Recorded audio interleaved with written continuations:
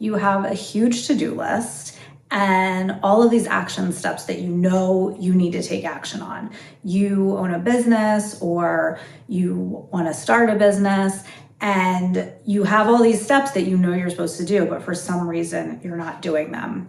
And you find anything else to do instead. So when you set aside time to get these things done, maybe posting on social media or sending an email to some potential clients or networking, letting people know what you're doing, you carve out time for it. And then when that time comes, you start vacuuming or doing the dishes or thinking of anything else that you need to do other than this. And then you think, why do I procrastinate? I must be lazy, or there must be something wrong with me. And then you hyper focus on trying to prevent yourself from procrastinating, but there's usually something way deeper behind this. And after working with hundreds of women to help them create transformations in their lives, start businesses, leave their jobs, I've come to the understanding that usually when you are finding yourself procrastinating or don't have motivation to do something, there's something much deeper going on. And usually it's rooted in childhood, or what I call your core wound. So when you are about to take an action that expresses that you value yourself, that expresses your authenticity, that expresses that you have something unique and special to share with the world, then immediately you will have fears come up or old beliefs come up that you're being invited to look at in order to step into this version of yourself who values yourself, who is in your authenticity, who knows you have something to share. So things from childhood, like feeling like you're not good enough, or being afraid that if you show who you really are, then the people around you, your caregivers, won't love you or won't nurture you, or you'll be rejected or you'll be criticized. So that feeling of procrastination and avoiding doing that thing, taking that action, is actually rooted in something much deeper, something that is more related to your need for survival, your need for nurturing. Because as a child, you know intuitively that you need your caregivers to love you, care for you, nurture you, and provide for you, or else you won't survive. So you learn to become a version of yourself that they feel comfortable with, that they feel connected to, that they love, so that they feel comfortable and you get your needs met and you survive. So you create this unconscious coping mechanism, this unconscious belief that if I don't act this certain way, if I don't portray myself as this version of me, then I won't survive. I won't get my needs met. So then when you step into something like starting a business or putting yourself out there in some way, expressing your authenticity, you're immediately met with this fear that your inner child is trying to get your attention by telling you that if you do this, you might lose something, or you might not survive. And it literally feels dangerous. It doesn't feel safe. So then your natural coping mechanism is to avoid it by doing anything else. So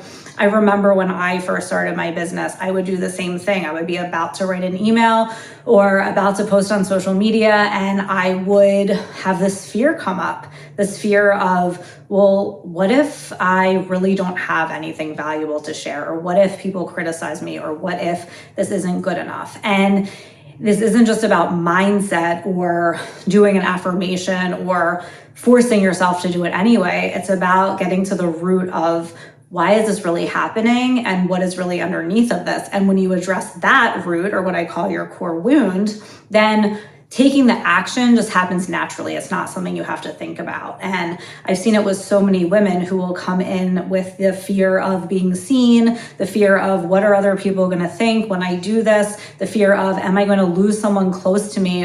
Is my partner still going to want to be with me? Are my friends still going to want to be friends with me? And these are real fears that, even though intellectually they seem kind of silly, in your body, they're very, very real, and it can feel almost paralyzing. And that's why people will stay frozen in this state of indecision or self-doubt for years sometimes. But what I've been able to do with the core wound solution and my inner child healing process is help women get to the root of what is the core wound, what is that belief that I internalized in early childhood of I'm not valuable or I'm not good enough or I'm not safe, and address that. So then they're able to just naturally take action, and it's not something they have to fight against or something they have to push through. And I've had hundreds of women come in who start that way, and then they use the inner child healing process, and all of a sudden, they have so much clarity on what it is that they're meant to do and so much confidence in their ability to take action. So if you're struggling with this type of thing where you are procrastinating and you have all these things that you want to do and you're not taking action, I want you to stop forcing yourself and know that there's nothing wrong with you, and take a moment to take a deep breath. And you want to journal about a couple things. One, what is the main energy that I felt in my house during childhood? And how do I notice a parallel between what I'm feeling today when it comes to taking action in my business or when it comes to putting myself out there? So journaling about that, and then journaling about, you can write at the top, my biggest fear about being in my authenticity is, and then just write everything that comes to mind, and don't worry about, if it makes sense or not, because what we're really wanting to do here is access the inner child, access this younger part of you that is frozen in time, that still believes that if you don't act a certain way, then you're not going to survive. We want to access this version of you that probably doesn't make sense to your adult self today. And you just want to purge all of that out. And then once you do that, you can do one of my breathwork sessions that are on my channel, the breathwork to access your higher self, or the breathwork for healing core wounds,